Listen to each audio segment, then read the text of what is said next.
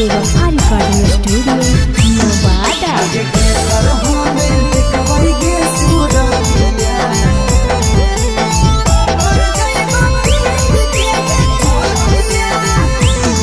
आगे कल तो हरियाई तो बरतिया मर जाइब पीट के गे छतिया। आगे के कर हमें देखबई गे सूरतिया मर जाइब पीट के गे छतिया। मर जाइब पीट के गे छतिया सहदी के रातिया यद बड़ी तो कैल बतिया मर जाइब पीट के गे छतिया।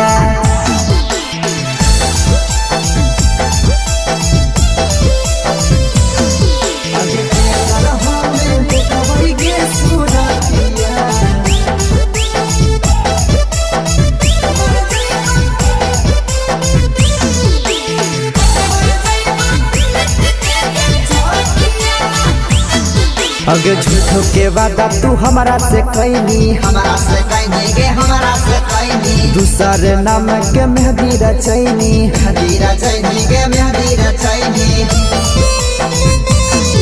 अगे झूठो के वादा तू हमारा से कैनी दूसर नाम के मेहदी रचैनी।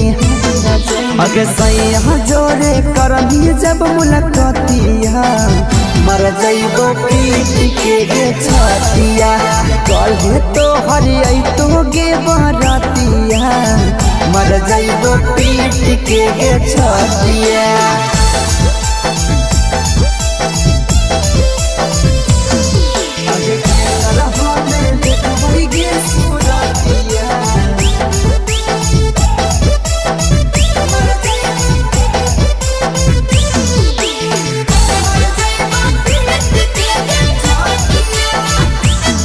अगे विक्रम पप्पू के दे देनी धोखा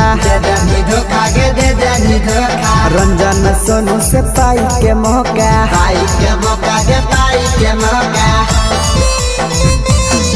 अगे बिकी रसना के दे देनी धोखा लक्ष्य उपेंद्र से पाई के मौका।